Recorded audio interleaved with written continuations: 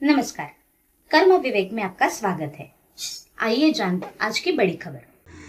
नागपुर शहर में कानून व्यवस्था को सुदृढ़ करने और जनता के बीच पुलिस के प्रति विश्वास बढ़ाने के लिए पुलिस आयुक्त विश्वास नांगरे पाटिल ने एक विस्तृत एक्शन प्लान जारी किया है।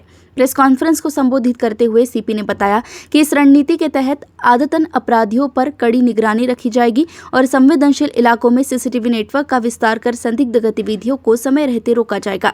महिला सुरक्षा के लिए निर्भया पथक को अधिक सक्रिय करने के साथ साथ साइबर अपराधों से निपटने के लिए तकनीकी टीम को मजबूत किया जाएगा। इसके अलावा डायल 112 पर कॉल आने के बाद पुलिस के मौके पर पहुंचने की गति का लगातार मूल्यांकन होगा और पिंपला, भिलगांव तथा कलमना मार्केट जैसे तेजी से विकसित हो रहे क्षेत्रों में नए पुलिस स्टेशन खोलने की प्रक्रिया को भी तेजी से आगे बढ़ाया जा रहा है।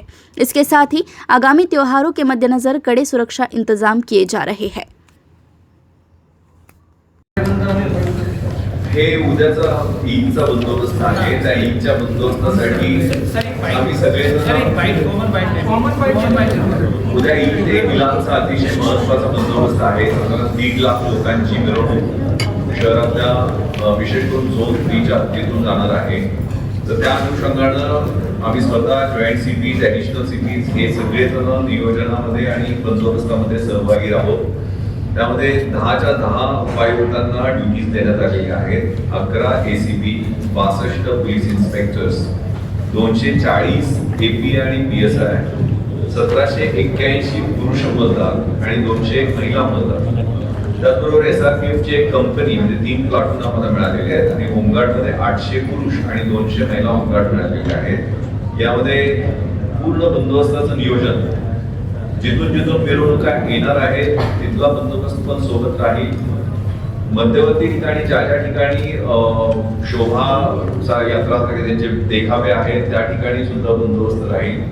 रात्रीच्या वेळेला, दिवसाच्या मिरवणुकीत मुख्यत्वे पुरुषांचा सहभाग असतो, रात्रीच्या वेळेला महिला बाहेर पडतात। त्या अनुषंगानं खूप चांगल्या पद्धतीनं त्यांच्या सुरक्षिततेच्या दृष्टीने उपाययोजना केल्या जातील आणि प्रत्येक झोनमध्ये जप आणि स्ट्रायकिंग आहे। प्रत्येक पॉइंटमध्ये असा एकटा दुसरा कर्मचारी नाही आहे, तर एक सब इन्स्पेक्टर आणि 10 लोक मिनिमम एका पॉइंटवर राहतील आणि त्यांना सकाळी 8 वाजल्यापासून रात्री 11 पर्यंत ड्युटी राहणार आहे। तर त्यातले स्लॅक अवर्स मध्ये कमी कर्मचारी आणि मग रिइन्फोर्समेंट टप्प्याटप्प्याने वाढत जाणार आहे। तर अतिशय सिस्टमॅटिक विचारपूर्वक याचं नियोजन करण्यात आलेलं आहे। निश्चितपणे नागपूरकरांनी कृपया कुठल्याही रुमर्सवर किंवा कुठल्याही पद्धतीचा गैरसमज पसरवण्याचा प्रयत्न होईल त्याला बळी पडू नये।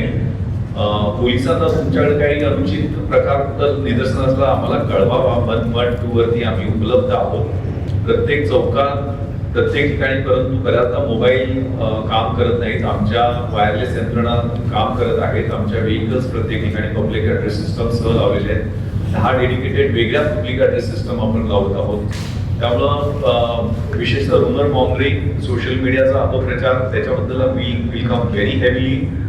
खूप कॉग्निझेबल आणि नॉन वेलेबल स्वरूपाचे गुन्हे जर अशा पद्धतीचा अपप्रचार करण्याचा कोणी प्रयत्न केला तर दाखल केले जातील आणि ओव्हरऑल वातावरण खूप चांगलं आहे आणि ही मिरवणूक काल सुद्धा खूप मोठी मिरवणूक जगदीश्वर मंदिराची पार पडलेली आहे आणि उद्याचा बंदोबस्त सुद्धा शांततेत पार पडेल। Thank you so much.